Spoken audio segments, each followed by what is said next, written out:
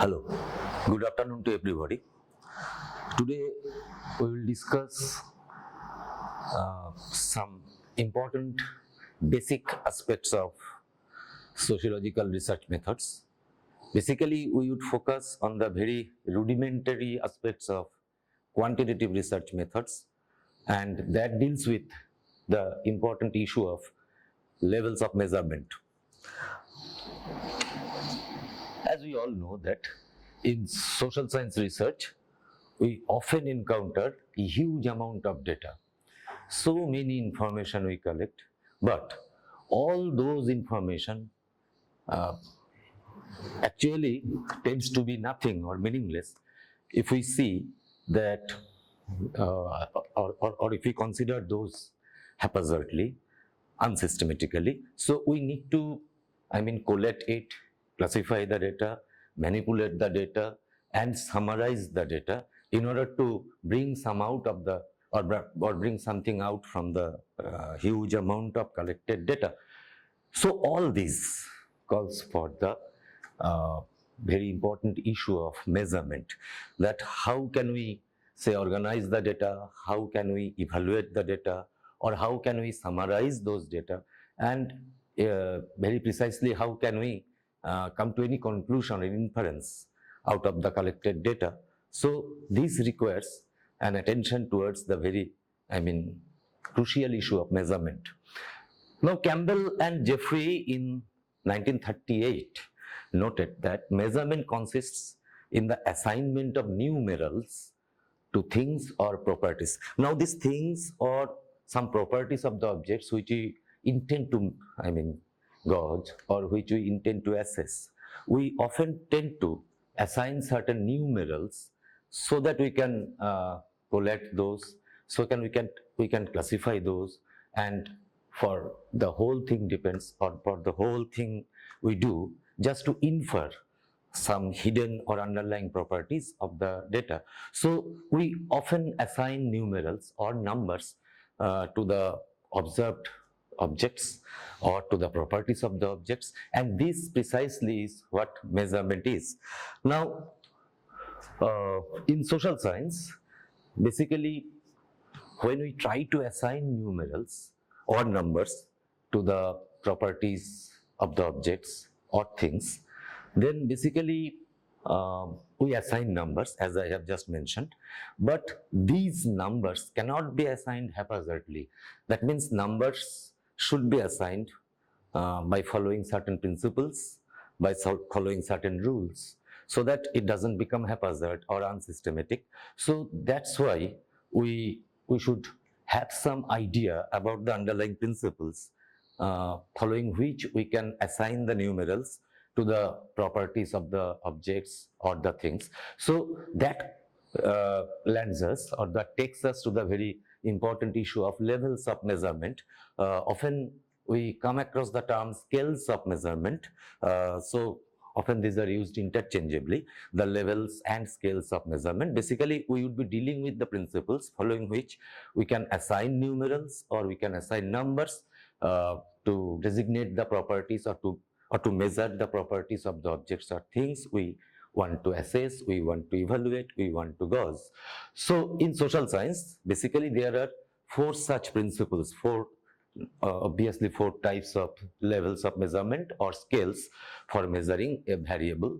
Now, these are usually, as I have just mentioned, called levels of measurement or scales of measurement. Now, these scale types are useful for classification, cataloging, and measurement of variables. So, following this, four different principles, we assign numbers to the properties of the things we want to measure, and these principles constitute what we know as scales or levels of measurement. Now, since we measure the variable, the properties of the things or the objects or the properties of the objects which we want to measure or which we want to gauge, these are variable in nature, often variable in nature. So, in order to, assess the nature of the variables, we should know that what type of variables are there, or actually in social science research, what are the types of variables with which we often deal with.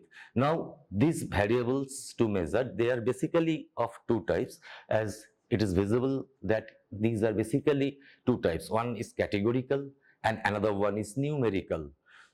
Now, this categorical variable, they are again reclassified into two different types or two different scales or two different levels, because in order to measure those categorical variables, we have to follow these two principles. So, following these two principles, we can just name these two levels as nominal scale or nominal level of measurement and ordinal scale or ordinal level of measurement. So these two, I mean nominal level or scale and ordinal scale or ordinal level, these two are often used to assess or measure categorical variables. That means which are categorical in nature.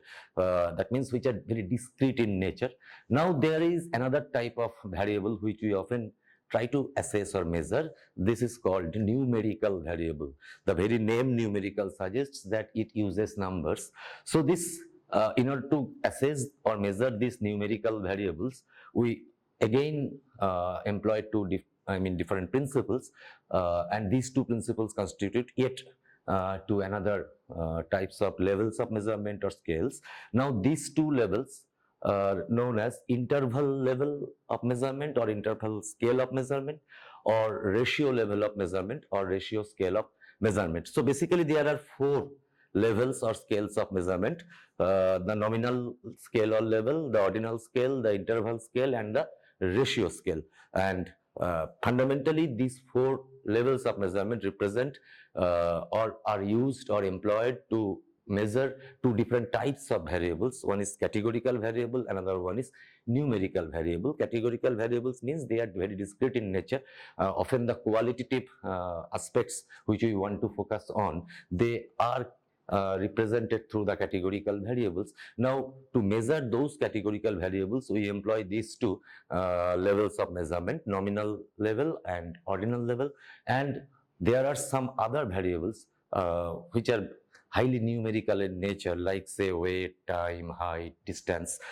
These are often we come across these variables in quantitative research. Now, to assess or measure these numerical variables, we employ two different types of principles. The first one is interval scale or a level of measurement, and ratio scale or ratio level of measurement. So basically there are four levels of measurement, and these four levels or scales are used to assess or measure two distinct types of variables: the categorical variable and the numerical variable. We'll take all these levels of measurement one after another. So first, categorical variable, as I have just mentioned, that some attributes which form a category, and that's why it becomes qualitative. Now, it do not represent a numerical measure or scale. Categories cannot be represented through numbers, because if we can use the numbers, but those numbers will not have its basic properties like the numerals. So these are just used as symbols to designate something, to designate the attributes. So we can use numbers as a symbol, or you can use some other things to symbolize the attributes or the categories. For example, a teacher, a Buddhist, a man, a married person. These are certain attributes of the persons we are trying to measure. A person may be a teacher, he or she may be a Buddhist, he or she may be a man or a woman, or a married person or unmarried person, whatever. So these are the attributes we want to focus on. Now, a teacher, for example, represents one attribute, as I have just mentioned, within the categorical variables of occupation, because there are so many occupations like teacher, say lawyer, plumber, salesperson, or so many other occupational categories. So these are categories which we want to focus or which we want to measure, and these categories can be assessed through the application of two levels of measurement, as we have just came across that the first one is the nominal level of measurement, and the second one is the ordinal level of measurement. And the other type of variable which we try to measure, that is numerical variable. It is broken down into units, like say distance can be measured in miles, kilometer, or height can be measured in terms of say feet, meter, or say volume or density, or time, all this can be broken into units. Now numbers are used to represent each unit of the variable with mathematical meaning. That means here we are assigning numbers to the units and keeping intact the mathematical properties of the numbers. That means here numbers are used not simply to designate as symbol. Here numbers are used by keeping intact all their numerical properties or mathematical properties or meanings. Now these numbers represent a scale. These numbers, as you know, say 1, 2, 3, 4 in terms of kilometer, 1 kilometer, 2 kilometer, 3 kilometer, 4 kilometer. So this 1, 2, 3, 4 in terms of kilometer, I mean caters some meaning. Mathematical meaning. For example, achievement test scores, which can take any number, or personality scale score, or work participation rate, literacy, fertility, mortality, height, weight, distance, as I have just mentioned. All these can be measured by assigning numbers or numerals by keeping intact the numbers mathematical meaning or properties. So this is, these variables are called numerical variables, and to measure these numerical variables we often employ two different levels or scales of measurement. The first one is interval scale, and the second one is ratio scale. Now, nominal level of measurement. This level of measurement we employ or use to measure categorical variables. Now, what is this nominal level of measurement?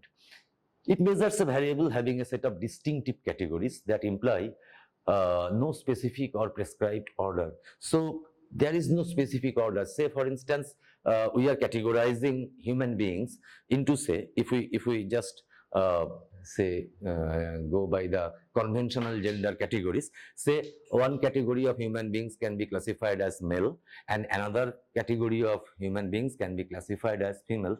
Now there is no question of any distance between male and female. So if we just classify these two types of human beings, then these are just nominal. That means we are naming one group as male, we are naming another group as female. So there is no question of measuring the distance or the difference between the males and the females by this level of measurement. For example, gender, as I have mentioned, it can take only two forms. Of course, this is going by the conventional view of gender.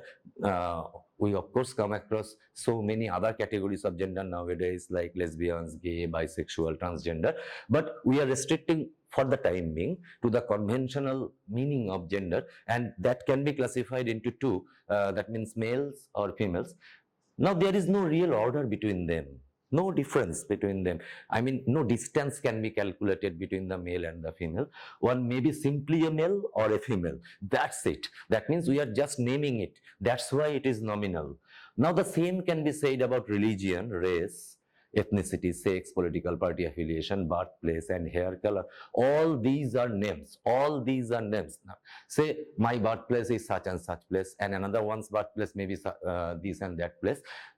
This is just one type of designating the place by a name, that means by a symbol. So there is no question of measuring or assessing any degree of distance or difference between the two names or others. So this is the nominal, kind of thing. That means just we are naming the variables in that way. Now nominal measures merely offer names or labels for characteristics. So in order to designate the characteristics, in order to focus on the characteristics, in order to name the categories, we are assigning certain symbols in terms of names. So that's why it becomes a nominal level of measurement. Now the second method or the second level of measurement we often employ to measure categorical variables or discrete kind of variables is ordinal level of measurement. Now this is a level of measurement which describes a variable with attributes which we can rank order along some dimension. That means here are the categories which are different, definitely, and we are giving some symbols to designate those different categories, but with an added feature that we can just feel, or we can have some feeling of, say, ranking in between the categories. Say, for instance, these are the these measures variables which have two or more categories with an inherent order among them. That means some categories which have certain inherent order, and we often employ ordinal level of measurement to assess this inherent order. For example, say social class. Now social class, again by conventional knowledge, we can break it into three groups. If we can break it into three groups like the upper class, middle class and the lower class, then we know that there is an inherent, say, ranking in between these three categories. That means the lower class, above this we can have the middle class, and above the middle class we can have the upper class. So there is a kind of, say, inherent ranking between the classes. So this calls for a different approach or different, say, technique to measure these variables, because there is some inherent rank order among the categories. So that's why we use the ordinal level of measurement in order to gauge, in order to assess or evaluate the order which is existing or which is inherent in the categories. Now, even the two categories, say high and low class, also suggest the same order. If we eliminate the middle one, that means if we eliminate the middle class, then we have two categories, the upper class or the high and the lower class or the low. Then again we can we know that there is a kind of, say, order inherent between these two categories, the high and the low. So there is an order. In order to assess or evaluate the order, we employ a different strategy of measurement, and that is called ordinal level of measurement. It focuses on the inherent order between the categories. Now we can join these two. We can join the nominal and the ordinal scales. How? Say, to find out a person's religious affiliation, nominal scale is used. Okay, or someone may be a Hindu or say Muslim or Buddhist or Jain or whatever, Christian. So these are the religious affiliations. Now to measure these religious affiliations, we can employ the nominal level of measurement, because we are just naming the different religious categories. So that's why it is nominal. Okay, now to find out how religiously observant one is, that means how religious he or she is, an ordinal scale is used. So say for instance, one may be a Hindu, one may be a Jain, or one maybe, say, a Christian, but these are the nominal kind of, say, categorization. But among the Hindus, there may be some degree or order of religiosity. One may be highly religious, one may not be that much religious, one may be, far lower religious, and the same thing can happen to other religious categories as well. Say among the Jains, one may be very religiously observant than another. So now we can join this way the nominal and the ordinal level, because by classifying through the nominal level, we are just naming the different categories. Now when we can see that there is some inherent order in between the categories, then we can add the feature of ordinality, or we can employ the ordinal level of measurement, so that the nominal level and the ordinal level can be added together. So this empowers our research strategy in order to say we may be more precise, we may be more, say, confident in measuring the reality, that we are adding these two variables or adding these two levels of measurement, the nominal one by which we are just categorizing, naming the different categories, and then we are employing the ordinal level of measurement in order to guess, or in order to, say, assess the existing order or inherent order among the categories. So the order is here, but it does not suggest anything about the distance between the categories. So the order which is there, we know that ordinal level of measurement is employed to assess the order which is there in between the categories. But say for instance, say the case of social class, the upper class, the middle class and the lower class, we know that the middle class is over and above the lower class, and the upper class is above the middle class. But can we say anything about the distance between these two categories? That means how much or how more one have to earn in order to say move to the level of middle class, that means what is the actual distance or difference between the middle and the lower class, and what is the difference or distance between the upper and the middle class, that we cannot measure by ordinal level. So ordinal level can give us some idea that there is an order, that means there is some rank order in between the categories, but we cannot say anything about the distance or difference existing between the different categories. So nominal level we use just to name it, ordinal level we use just to measure the difference between, but in ordinal level we cannot say anything about the distance between the two categories. We can feel that there is a distance, but we cannot measure the distance, and that requires a different scale of measurement, and that is interval measurement. Look, a level of measurement, I mean, what is interval measurement? That means it is a level of measurement describing a variable whose attributes are rank ordered. That means there is a rank order and have equal distance between adjacent attributes. So look how we are progressing to a further level, to a higher level. That means first nominal level we have named it, in the second we have ranked it, but we do not know what is the distance or difference between the different categories which we have ranked.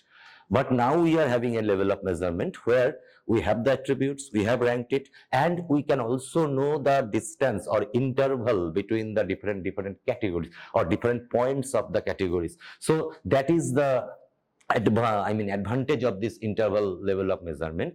It is a created scale, and that means we are creating this interval scale that has clearly defined intervals.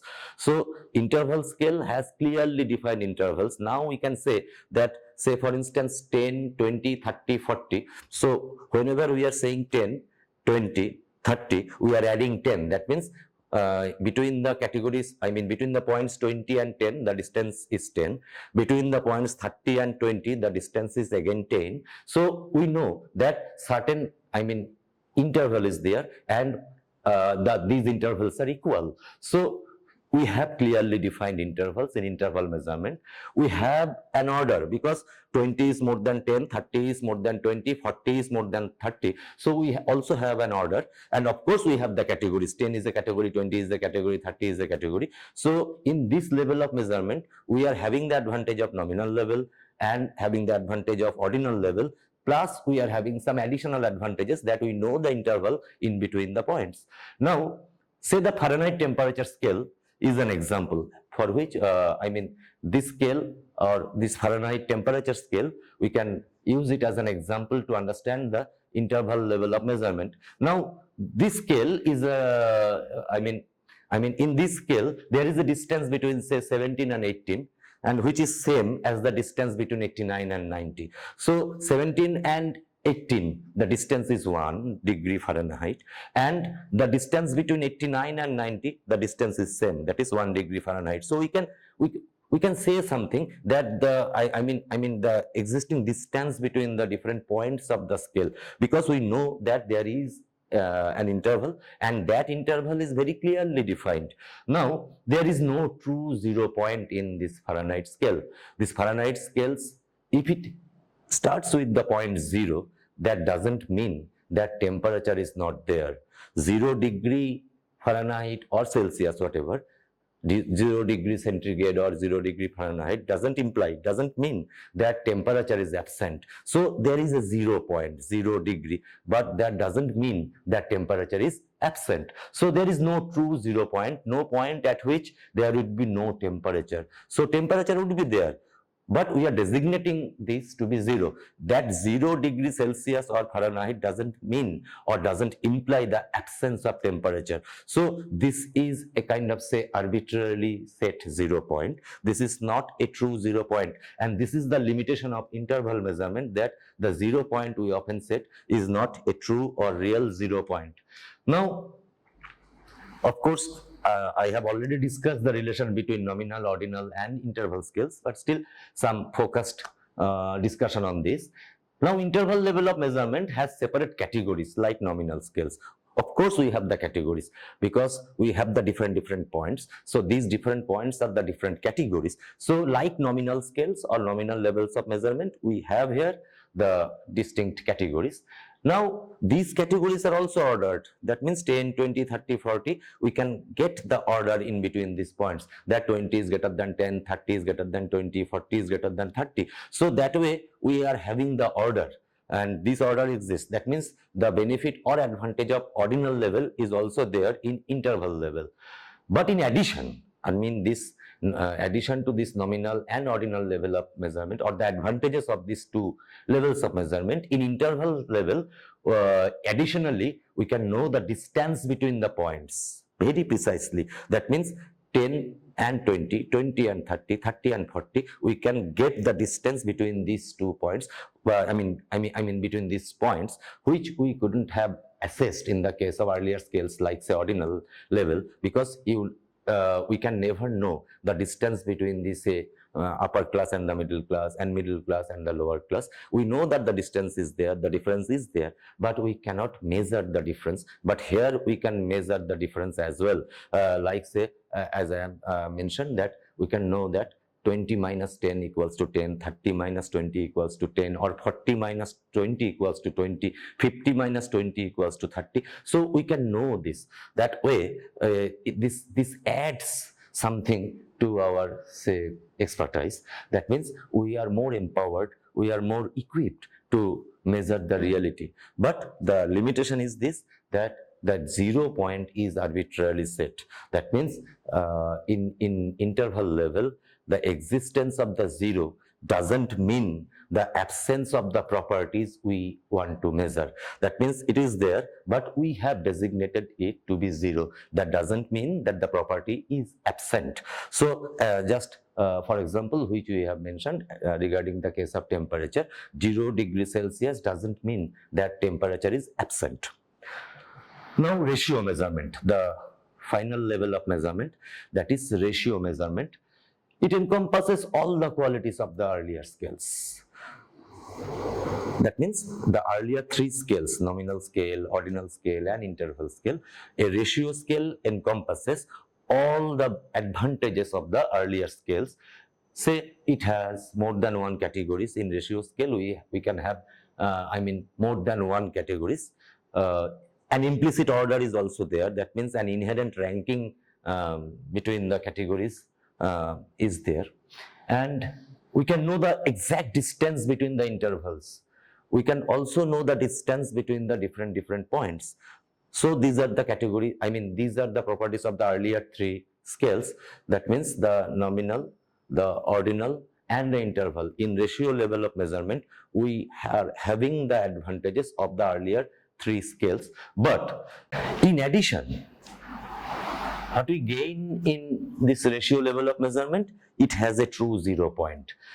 That means in interval level, we didn't have a true 0 point. In interval level, we only had an arbitrary 0 point, which we have just mentioned, that 0 degrees Celsius doesn't mean that temperature is absent. So the 0 point in interval level was arbitrary, but in ratio level of measurement, the 0 point we have is an absolute 0 point, or a true or real 0 point. So it can be applied to measure both continuous and discrete variables. Since the 0 point is fixed, then this enables us to measure both the categorical level of variables and the numerical level of variables, because the 0 here implies the absence of the property which we want to measure.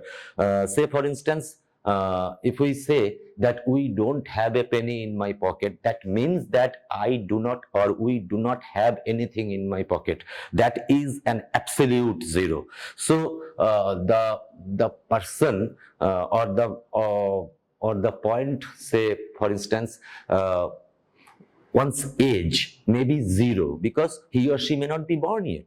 So age is 0 years or 0 minutes, seconds, whatever.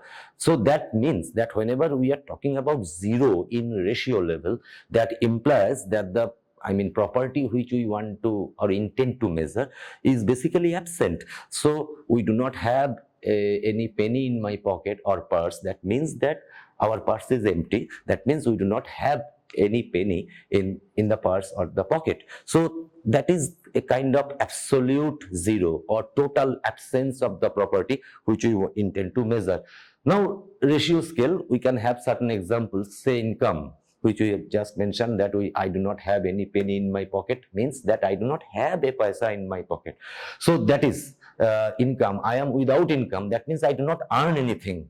Say number of children, one may not have any children, that means zero. Number of children is zero. The family and the number of children in that family is zero. So that is not any sort of arbitrary zero. It is absolute absence of the category.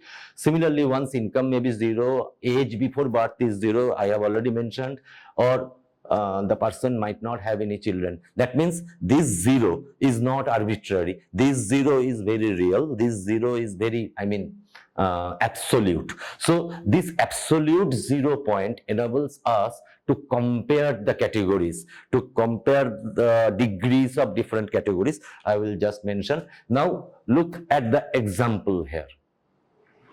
A combined example.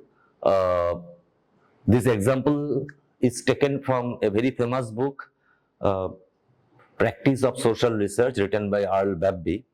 In that book, this diagram is there. I am using this diagram from that book. So look, first one, nominal measure. Example is gender. And gender, by conventional wisdom or knowledge, we can classify it into two categories, female and male. So there is no question of measuring the distance between the female and the male. No question of, say, any inherent rank order between female and male. In patriarchal society, male may be in an advantageous situation, or the females may be in a disadvantageous situation. That depends upon the social structure of patriarchy. But the thing is, basically, female and male are just two different categories. If we forget about patriarchy, matriarchy, or different attributes of the social structure, then females and males represent only two categories. No question of any, say, degree or difference between this. Now, ordinal measures. Example is religiosity. How important is religion to you? Say, we are asking this question to everyone. How important is religion to you? Now, one may say that not very important. Another might be of the opinion that yes, it is fairly important. Yet another may come up with the opinion that yes, religion is very important to me.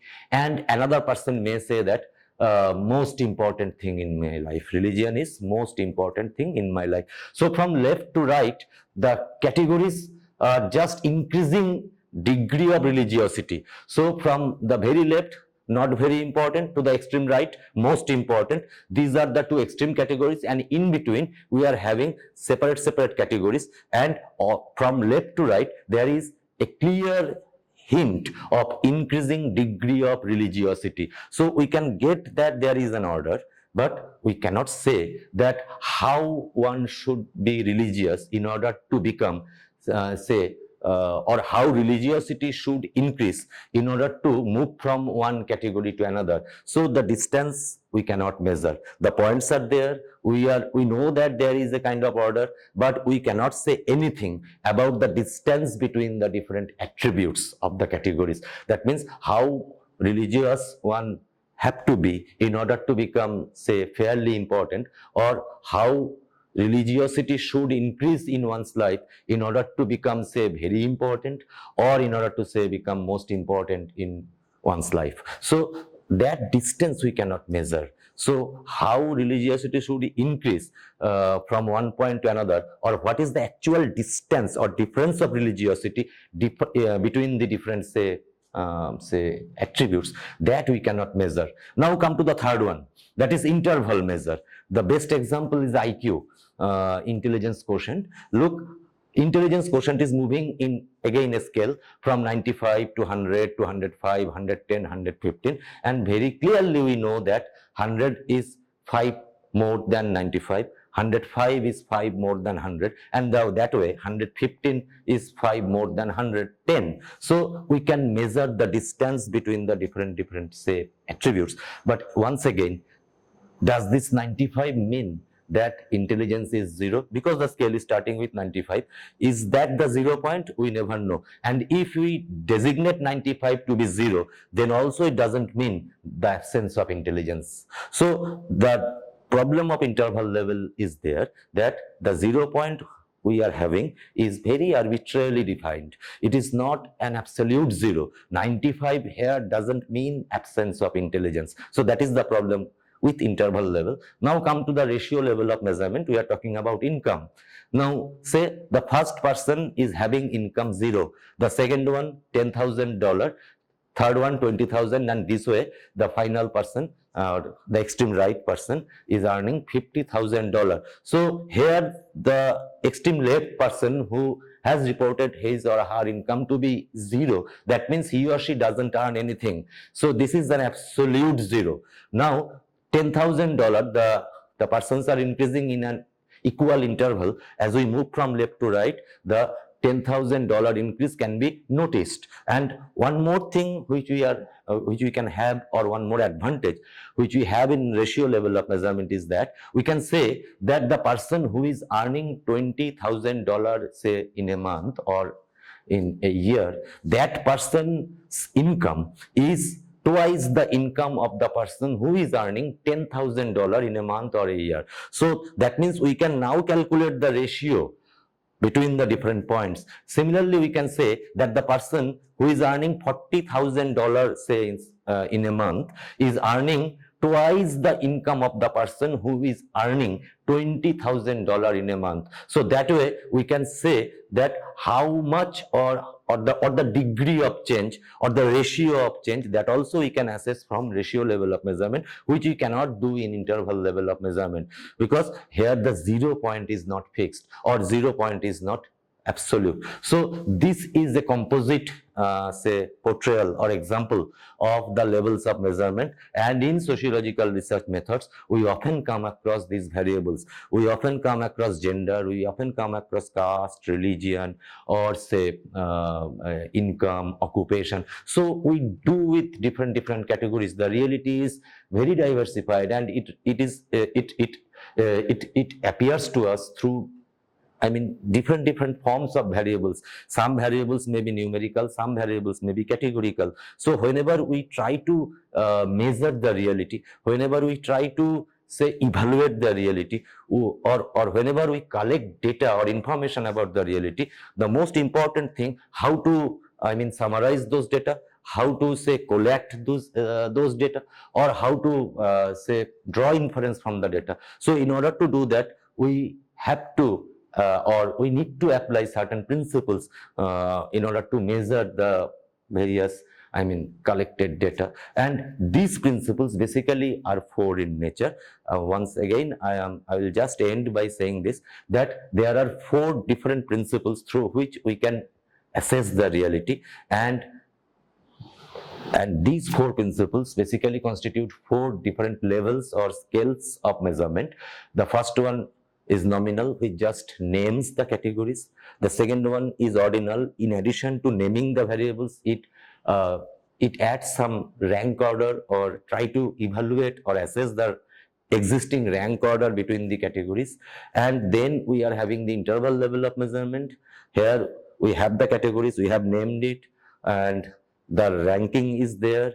The most important thing that we can assess the distance between the different say points of the attributes or different categories of the attributes, because we can measure the interval between the different points. And finally, we have the ratio level of measurement, where in addition to naming the variables, in addition to having the rank order among the categories of the variables, in order to having the advantage of measuring the existing difference between the different attributes or different categories of the attributes, we additionally have the power or benefit or advantage of comparing the degrees of change between the different categories or the attributes. So this is, as I have just, when I started the class, I told that we face the reality in very diversified manner. Reality is infinitely diverse. So we need to follow certain principles in order to measure or in order to assess the reality. And this calls for the very important aspect of measurement. And through measurement, we try to assign numerals or numbers to the reality. and those assignment of numbers or numerals should follow these principles. That means following these principles, we can assign numbers or numerals in order to evaluate the reality. Thank you.